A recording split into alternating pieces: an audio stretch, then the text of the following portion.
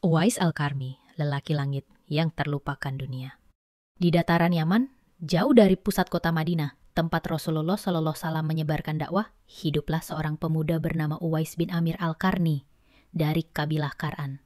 Wajahnya biasa saja, pakaiannya sederhana, dan hidupnya dalam kemiskinan. Tak ada yang mengenalnya sebagai ulama, sahabat, atau bangsawan. Namun, ia adalah salah satu manusia termulia yang pernah hidup di muka bumi. Uwais hidup bersama ibunya, seorang wanita tua yang lumpuh dan buta.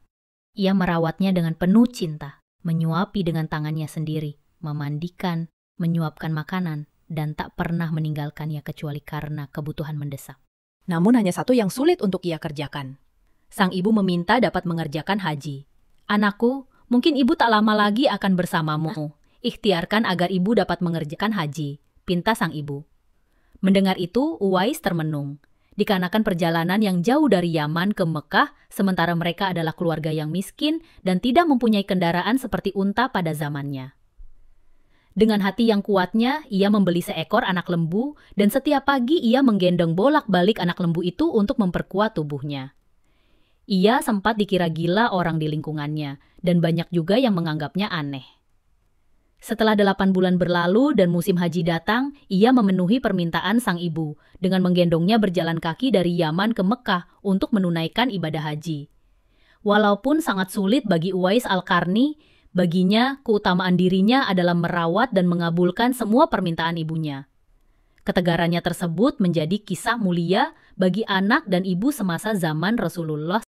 Dalam doanya, Uwais selalu menyebut satu harapan yang ia pendam lama.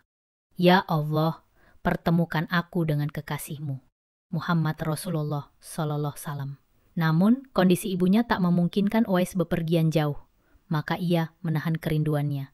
Ia hidup hanya mendengar kabar tentang Rasulullah dari para pedagang dan pelancong. Semakin ia mendengar, semakin dalam cintanya, meski tak pernah bersua. Perjalanan cinta yang terhalang bakti. Suatu hari, ibunya berkata, "Anakku, aku tahu kau sangat ingin bertemu Rasulullah. Pergilah ke Madinah, temuilah beliau. Tapi jangan lama-lama, segera kembali." Uwais sangat gembira. Ia mencium tangan ibunya dan segera bersiap. Perjalanan dari Yaman ke Madinah sangat jauh, melintasi padang pasir tandus dan penuh bahaya. Namun, cintanya kepada Rasulullah menguatkannya. Sesampainya di Madinah, Uwais langsung menuju rumah Rasulullah, namun sayang, beliau tidak berada di rumah. Ia hanya bertemu dengan keluarga Nabi. Seketika, hatinya gundah. Haruskah ia menunggu? Tapi ia teringat pesan ibunya, jangan lama-lama. Ia pun memutuskan untuk kembali ke Yaman tanpa pernah melihat wajah Rasulullah SAW. Ketika Rasulullah pulang dan mendengar kabar bahwa seorang pemuda dari Yaman bernama Uwais Al-Qarni telah datang, beliau tersenyum haru. Lalu beliau bersabda kepada para sahabat, "Sesungguhnya ada seorang laki-laki dari Yaman yang bernama Uwais. Ia sangat berbakti kepada ibunya. Kalau ia bersumpah atas nama Allah, pasti dikabulkan. Jika kalian bertemu dengannya, mintalah doa darinya." Hadis riwayat Muslim. Rasulullah menyampaikan ini bukan hanya sekali. Berkali-kali beliau menekankan keistimewaan Uwais kepada sahabat-sahabatnya, khususnya Umar bin Khattab dan Ali bin Abi Thalib. Wasiat Rasulullah dan doa sang kekasih Allah. Tahun-tahun pun berlalu, Rasulullah wafat, Abu Bakar menjadi khalifah, lalu Umar bin Khattab menggantikannya. Suatu musim haji, Umar dan Ali pergi mencari seseorang yang disebut Rasulullah, Uwais dari Yaman. Mereka mendatangi para jamaah dari Yaman dan bertanya, "Apakah di antara kalian ada yang bernama Uwais?"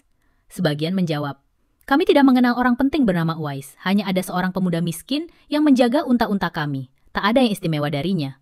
Umar dan Ali segera mencari Uwais. Dan benar, mereka menemukannya di sebuah sudut padang, tengah memberi minum kepada unta-unta.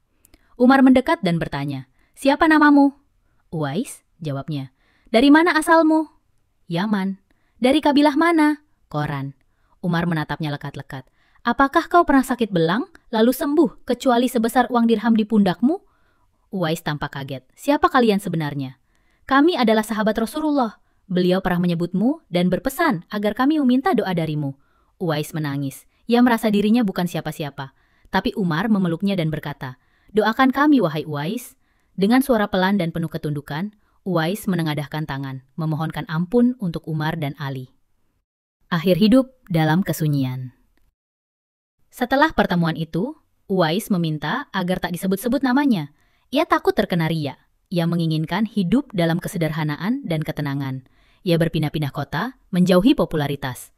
Ia pernah ikut berjihad di medan perang dan akhirnya wafat sebagai syahid menurut sebagian riwayat. Meski tak pernah melihat Rasulullah SAW, Uwais adalah tabi'in terbaik. Cintanya pada ibunya membuat langit bersaksi atas kemuliaannya. Rasulullah tidak mewariskan harta atau jabatan, tapi mewariskan penghargaan tertinggi kepada hati yang tulus seperti milik Uwais.